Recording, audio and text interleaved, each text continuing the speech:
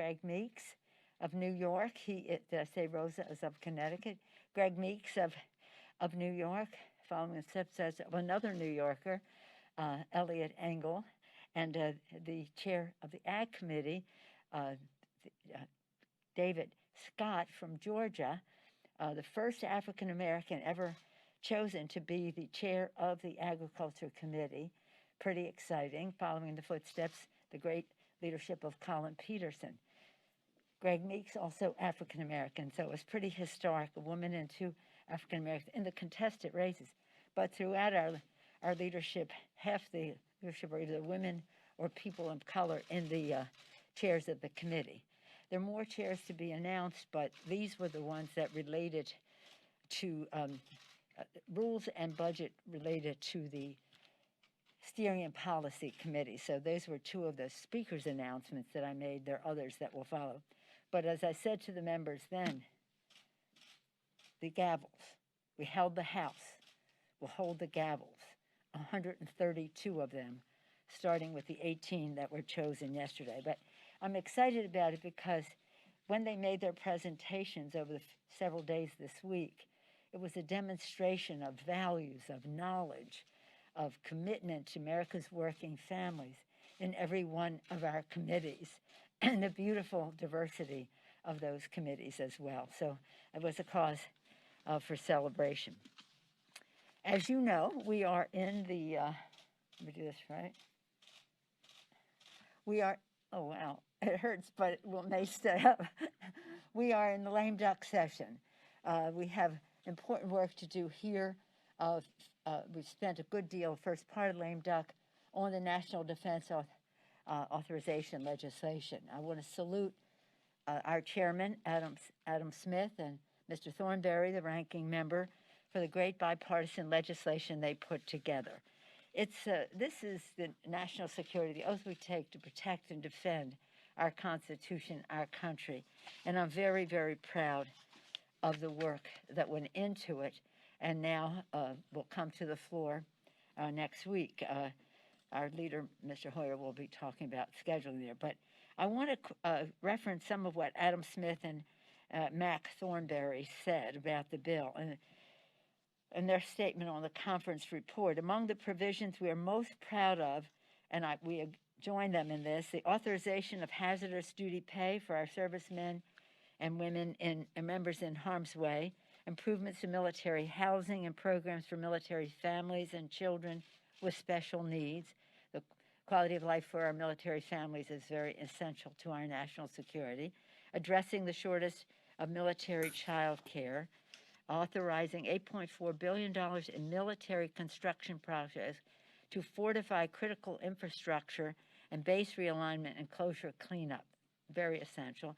Important new tools to deter China and Russia, reforms to make the Pentagon more efficient, innovative, and cost-effective, significant bipartisan provisions on artificial intelligence and cybersecurity, and provisions that strengthen our alliance with Israel.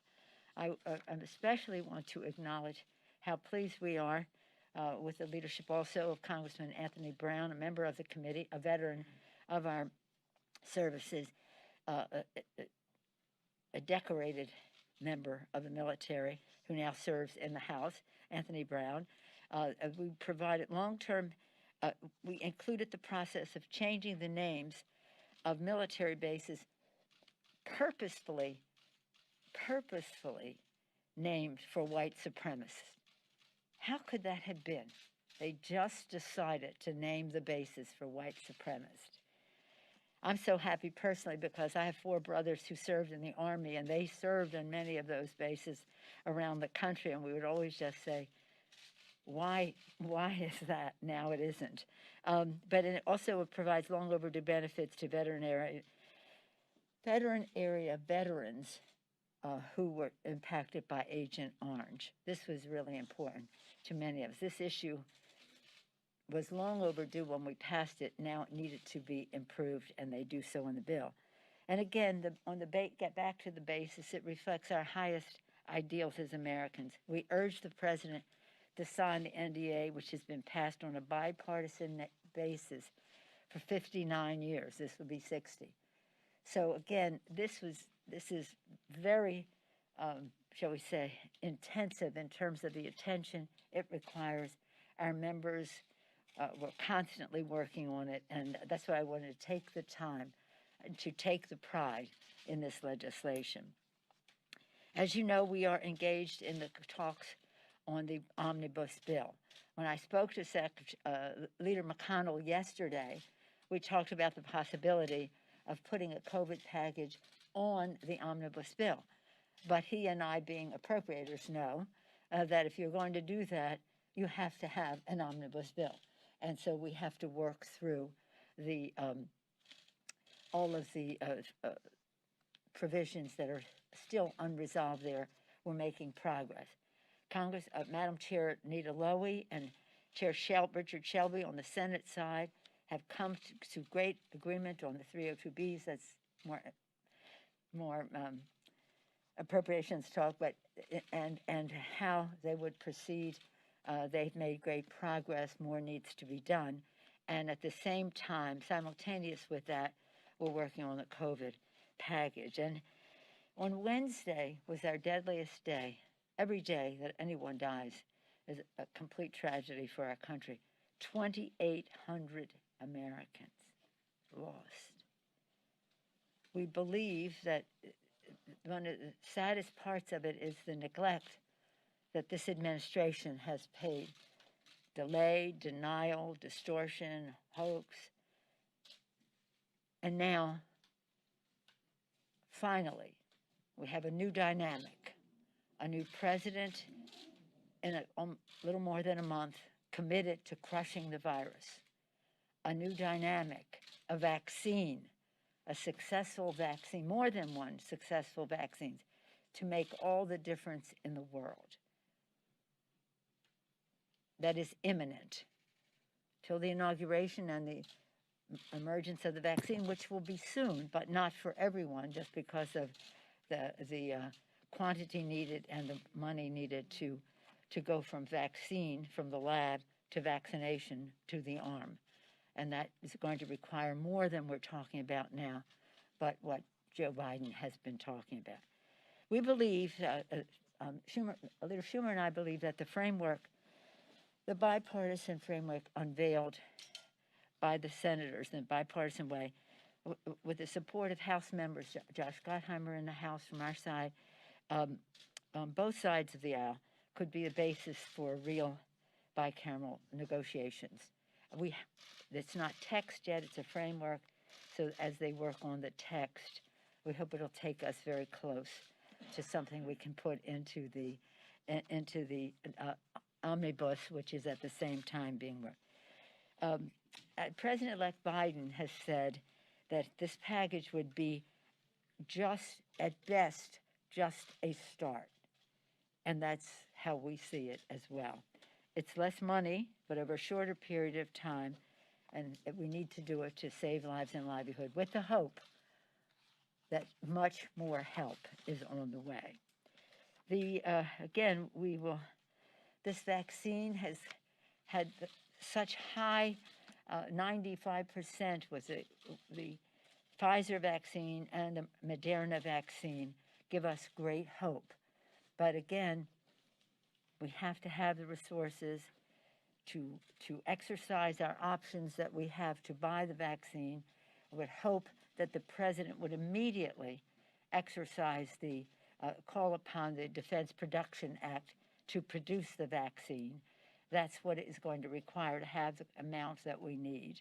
And then to have the logistics, the money there for the states and that further highlights the need for funding for state and local government, because we can pay for the vaccine, we can pay for its delivery, but its administration of it by healthcare professionals and others still needs to be funded as well.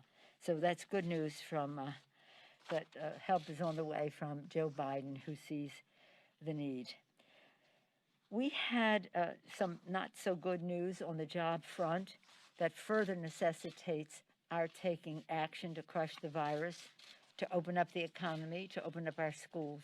But in order to do so, we must do so safely. science-based in our approach on all of it. You probably did see the jobs report this morning, which is indicative of further indicative of the need for us to have crush the virus so the economy can get going. So all of that is to come to this place to say there is momentum. There is momentum with the action that the senators and House members in a bipartisan way have taken with them. It could provide meaningful relief for millions who are suffering economically, personally, health-wise. And so I'm pleased that the tone of our conversations is one that is indicative of the decision to get the job done. With that, I'll take any questions you may have. Madam Speaker.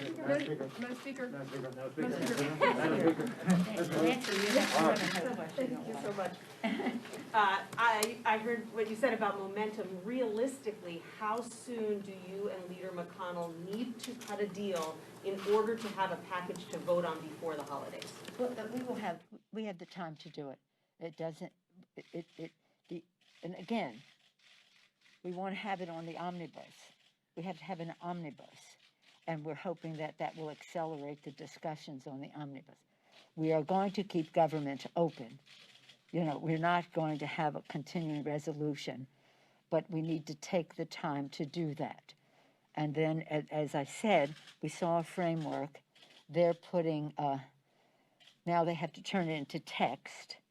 And then, so we'll take the time we need, and we must get it done. And we must get it done by before we leave. So we cannot leave without it. So does that mean you have about a week to negotiate? No, it doesn't matter. We will take the time that we need. And the question is, when will the text be ready so that we can combine it into the, but the omnibus is not finished yet. We have a number of what we call ash and trash. It's a lot of other issues that need to be resolved, and they're in the course of doing that. And I don't want to in any way undermine the great bipartisan negotiations that are going on between the Democrats and Republicans. Senator Shelby, as the chair of the Appropriations Committee in the Senate, Nita Lowey as the chair in the House, their staffs working together. So don't worry about a date. It will be in sufficient time for us to get it done. The sooner the better, but not at the expense of the initiatives that we need to address in the bills. Good morning, thank you. So just to be clear here, you said no continuing resolution. I don't want any help. Right, I understand that, but if you are on the precipice of getting a coronavirus deal, and you can't, if you are on the precipice... We'll be on before that. Okay, but what shifted, in your opinion, when the Problem Solvers Caucus had a much larger bill a few months ago? You did not like that piece of legislation. What has shifted now when they're on board with this piece that's come out of the Senate? Perhaps you missed what I said earlier. Joe Biden committed to ending and crushing the virus and having a Build a Better America initiative, Build Back Better, a vaccine, answer to our prayers, an answer to our prayers of 95% effectiveness in terms of Pfizer and Moderna, and there may be others coming forward. That is a total game changer. A new president and a vaccine. So there's nothing to, these are different. What was then before was not more of this. This has simplicity. It's what we've had in our bills. It's for a shorter period of time, but that's okay now because we have a new president. A president who recognizes that we need to depend on science to stop the virus, a president who understands that America's working families need to have money in their pockets in a way that takes them into the future without any of the contraptions of any of the other bills that the administration was associating itself with them before. We feel very excited about the prospect that there's a bipartisan bill, because I told members I'm not bringing any more bills that are not bipartisan. We wanted to show what needs to be done in the interest of negotiation. They're negotiating. It's a good product. It's not everything we want. Don't get me wrong. I don't want the Republicans to think that that this is a dream come true. It is not, but it is a path forward. Yeah. Was it a mistake though not to accept half of a loaf months ago when you said, I'm not going to accept half a loaf? Look, I'm going to tell you something. now Don't characterize what we did before as a mistake, as a preface to your question, if you want an answer. That was not a mistake. It was a decision, and it has taken us to a place where we can do the right thing without other, shall we say, consideration. Proud of where my chairs have worked very hard on all of this. They were not even happy with a proposal that we made the other day before we saw this proposal. They thought we had come back too small. So it's not about an individual, it's about how we address the needs of the American people. And we have to do it in a scientific way, and we have to do it in a way that recognizes people need food on the table. They need to get their rent paid. They need money in their pockets. They need their unemployment insurance to be there. They do not need a whole cacophony of other things that are on the agenda that have nothing to do with meeting their needs. So we're very pleased at where it is. And as I say,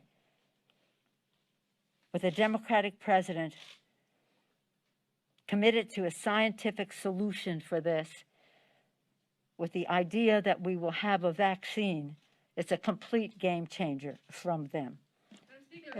Yes, the petition that... No, I'm recognizing you. Oh, thank you. Joe Biden said that on his first day in office, he will use Title IX to give transgender students access to sports, bathrooms, and locker rooms in accordance with their gender identity in all federally funded schools. Does he have the power to unilaterally do this, and do you agree with this? Yes, and I think he does. Yes, ma'am. Speaker Pelosi, the petition that Rita Hart is going to file soon as far as her race is concerned over in Iowa, how is the House going to prevent a situation that was seen in 1985 between McCloskey and his Republican opponent? And would you encourage the loser of the New York 22 race to do the same thing if their recount ends in a very slim margin? The issue relating to Iowa is an issue for the House Administration Committee.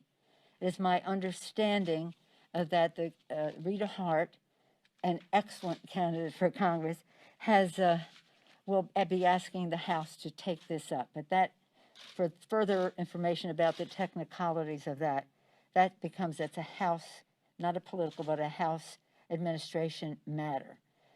House decides who it will seat. We don't have any idea. New York is a completely different situation. New York is a completely different situation. New York, there could be 1,500, 5,000 votes not counted yet. So that is going into the court. I think Monday is the day in the court. And that is what is, we'll see what happens in the court, and that may end up in the Congress. I don't know. But the court will decide which votes will be counted. But that's like down to 12 votes. It's interesting. People should know, everyone should know his or her vote counts. 6 votes are what the spread is at the moment in Iowa. 12 votes. Now, this is on the basis of hundreds of thousands of votes cast, So it is one of those matters that time will tell. We'll see what the court says. We'll see what the House administration options are and what they decide to do as they go forward. Yeah, sir? I just want to get a clarification as it relates to your conversations with Leader McConnell. Yes. So is this now a situation where we're expecting an omnibus and any sort of coronavirus relief to be meshed into one piece of legislation? That would be our one hope. vote? That would be our hope, because that is the vehicle leaving the station. And that's probably, I was pleased that he wanted to do it that way, because that's how we have, that's what we thought would be the best way to do. The vehicles leaving the station, in other words, you see a bill come to the floor, you don't see the whole underpinnings and the orchestration of what it takes to get to a place. So if there's a vehicle and we can add this language once we see the text.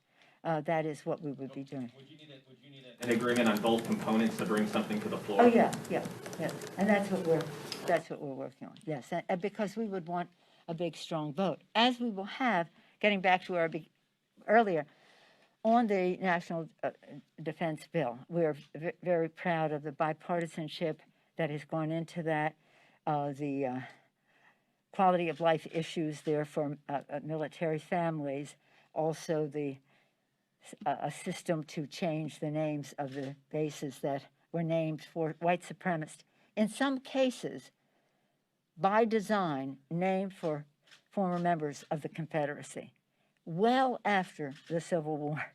So again, there are many things in there about our practical responsibility to protect and defend, but also about our values. For us, that was not a provision or an issue. It was an ethic. It was a value. Thank you all very much. Thank you. Thank you.